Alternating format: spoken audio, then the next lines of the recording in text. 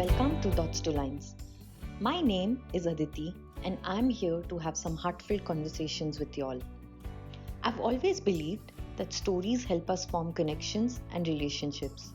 Whosever story it may be, we surely find something to relate to and learn from. It may be inspiring, heartwarming, and sometimes just about a different perspective. And here are some such stories to keep us all going. In today's episode, I would like to talk about the idea of support and holding space for another person.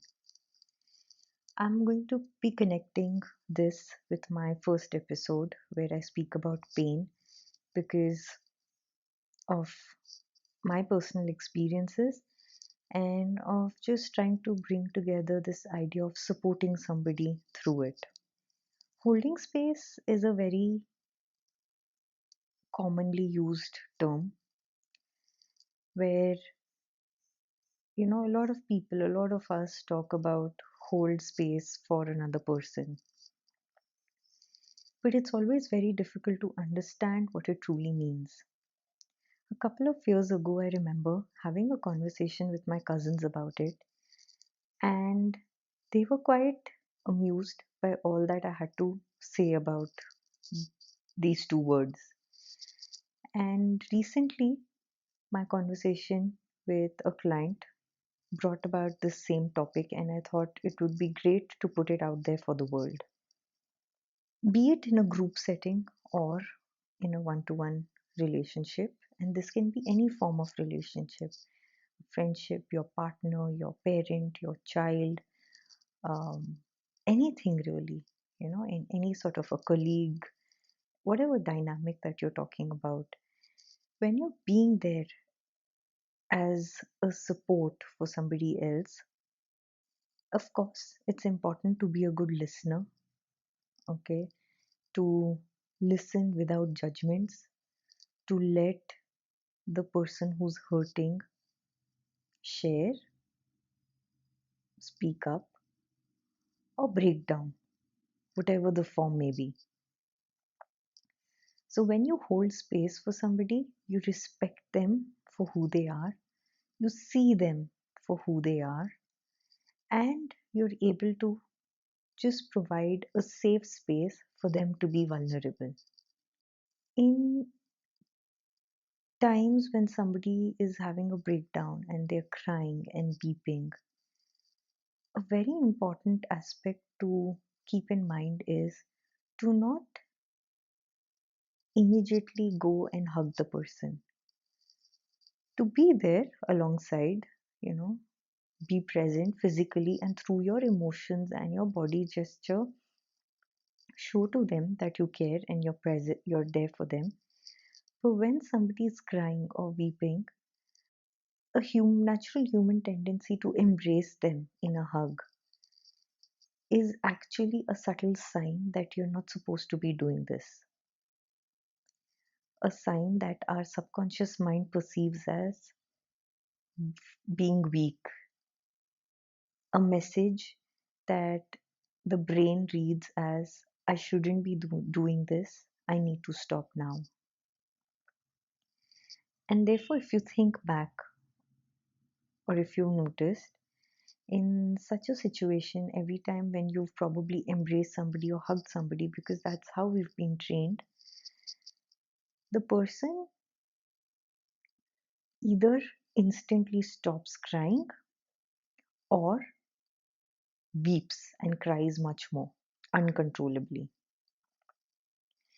Yes, you can do this if the person who's hurting reaches out for an embrace. That's a sign that that person wants a physical form of affection, wants to be embraced, wants to be hugged, to feel reassured, to feel safe. And that then again is a part of holding space. Now, another very interesting aspect of holding space that I would like to talk about is silence. Not everything can be spoken in words, not everything can be shown. Silence is so powerful when it comes to this. When a person is hurting or when you're aware and when you've made it clear to them verbally that you're there for them, that you care for them, that you do understand what they're going through, or do feel for them, there comes a point in that relationship where you need to hold space silently by not saying more things, by just lending a supportive arm and being there. Now, this can be by being there in the physical environment, just sitting by them. And when distance is an issue, it's about having let the person know, like I said, that you care for them and you're there for them, and realizing that they may need space and time to finish their bit of healing, and providing them that support, providing them that space where they can do their work, knowing that they do have somebody who they can reach out to when they are ready. That again becomes a very important aspect of holding space. With that done, it's also important to periodically check in, especially when you're at a distance from this person. It becomes important that although you value and respect their need for space and time, you also show up to gently check in and see how they're holding up. Reaching out for support is very important, especially when you're going through some form of discomfort, either physically, mentally, emotionally. By this I mean in an illness, through recovery, through just a mental disturbance because of your daily environment or relationship, your career, your health, anything really. We all go through different phases.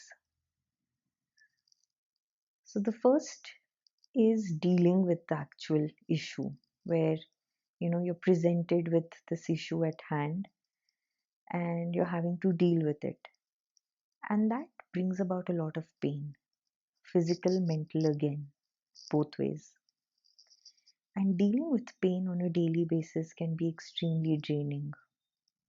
So, when you're around a person who's dealing with that pain, it becomes so important to support them, hold space for them by just aiding them in whatever way they like. Here, it's not about pressurizing them or advising them, it's just about being present for them. We may not understand the pain that the other person is going through, and I think that expectation itself is a false one. But to acknowledge the fact that they're going through something and just providing support is significant. Then comes the stage of fear, where prolonged pain can cause this idea of, am I going to live with this pain every day of my life? This thought that I've forgotten what it is to exist without this pain. How am I going to manage my life here on? This occurs most importantly when you've gone through something and you begin healing, but then you fall back again. So, in cases of a relapse, no matter how positive one wants to be and is, sometimes you do hit that rock bottom. That pain takes over the entire mind, body, and soul. So, it's important to understand that the person themselves are really battling a lot of demons and fears, trying to break free, push through, and see the light at the end of the tunnel. Not everybody may share how they feel. That also is because they don't want to maybe burden the supportive environment. They don't want to alarm people around them. And because deep within, dealing with their own pain and stress, they end up going into a phase of social isolation. When that happens, it's a tough ride. As you begin dealing with it, slowly putting back things and beginning to heal, recovery and rehabilitation is equally difficult. And all this I say from my personal experience of being on and off, having multiple relapses, being confined to the bed, limited mobility, and dependency on others. And that's the reason why I think for me it's easier to explain these stages and talk about them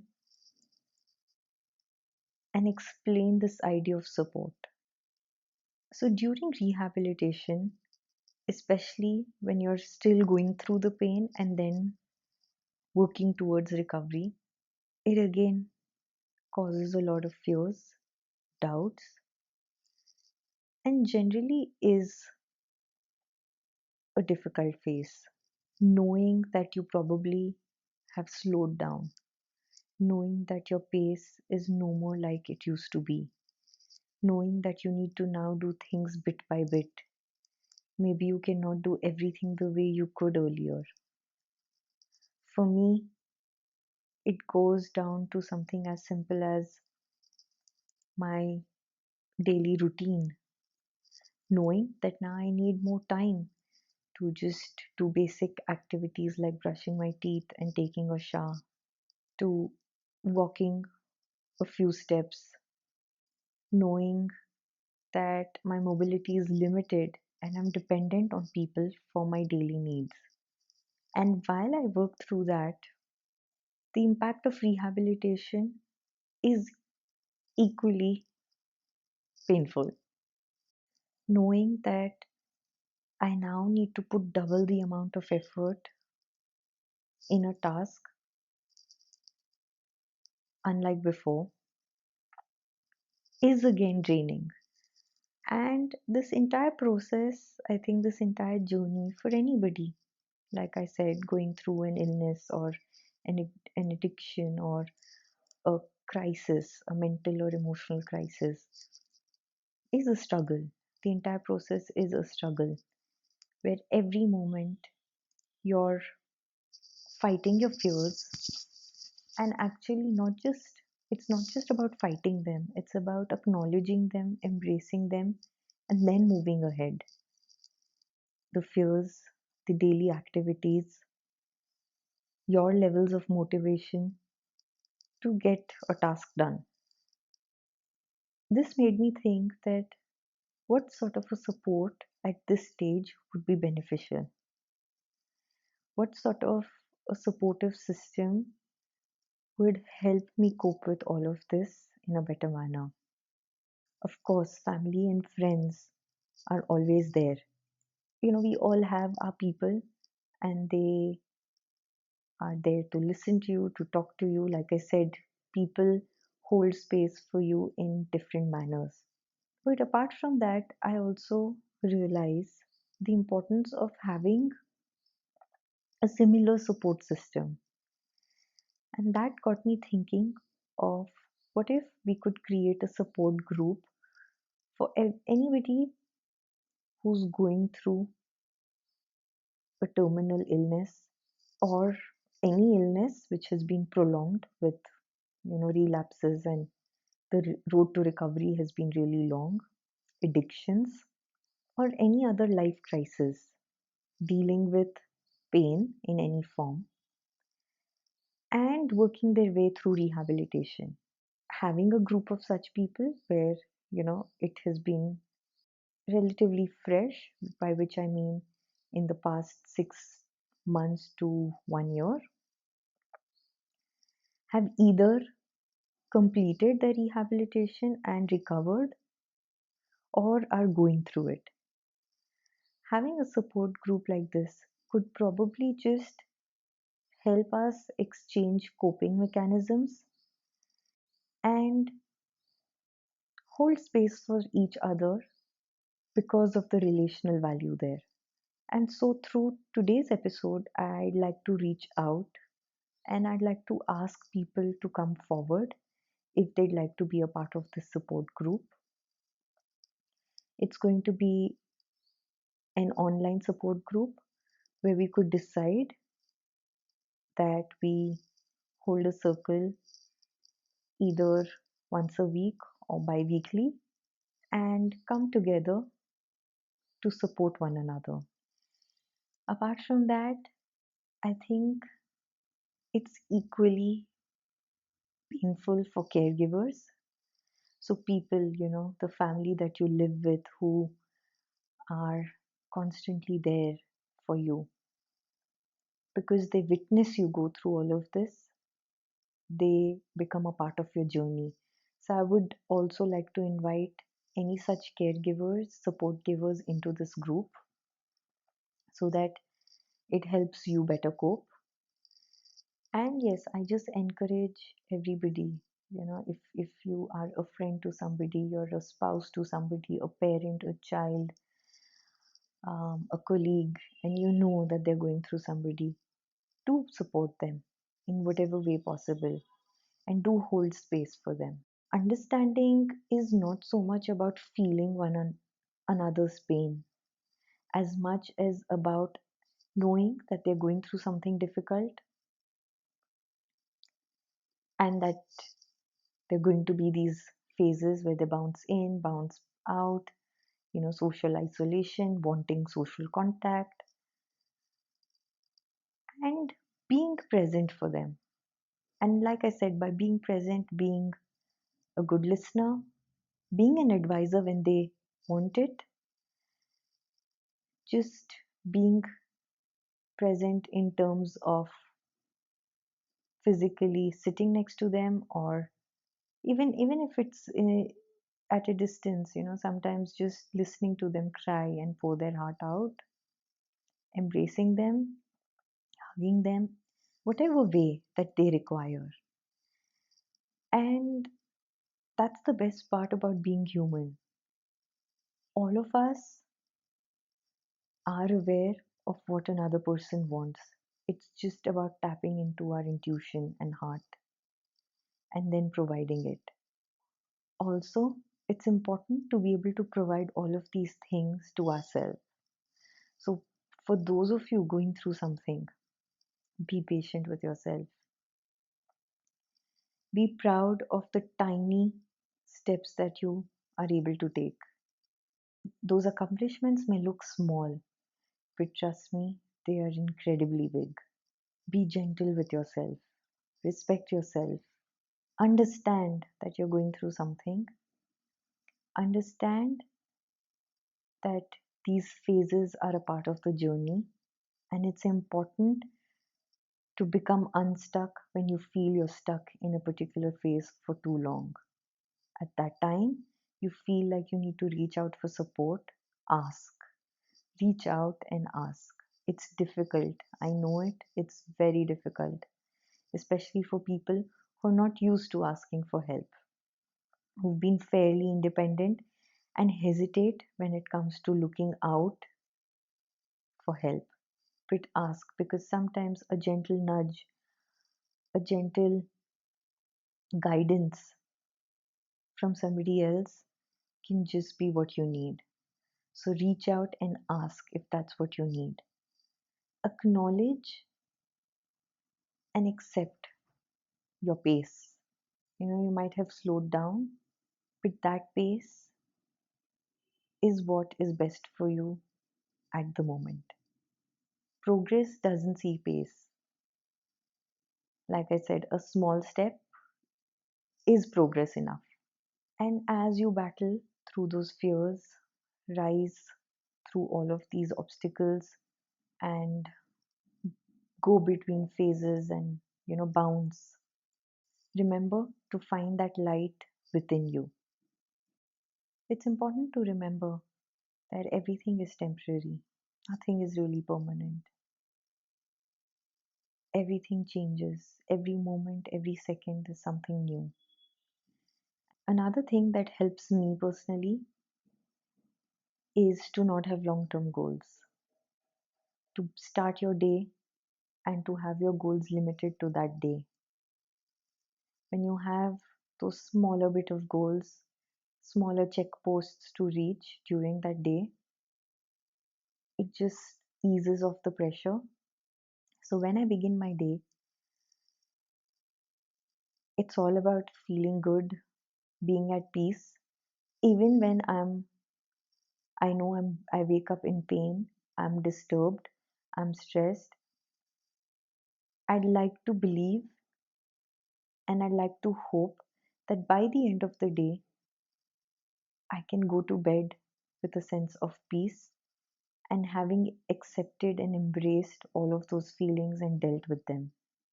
So, shorter term tasks and activities of just doing two or three things during that day really helps me so that by the time I go to bed, I can take a check of whether I'm feeling peaceful, whether I'm sure I gave my best today, and am I going to bed with no regrets at all. I hope today's episode and these tips are helpful for you in your journey of coping, recovery, and rehabilitation. Again, I invite anybody who'd like to be a part of the support group to just send me a message. You could email me at Aditi, that's ADITI dot Mahajan, MAHAJAN at iCloud.com if you'd like to be a part of the support group, and I'll have everything up and running as soon as I'm able to put together this group. Hope you had something to take away from today's episode. Until the next time, take care and bye bye.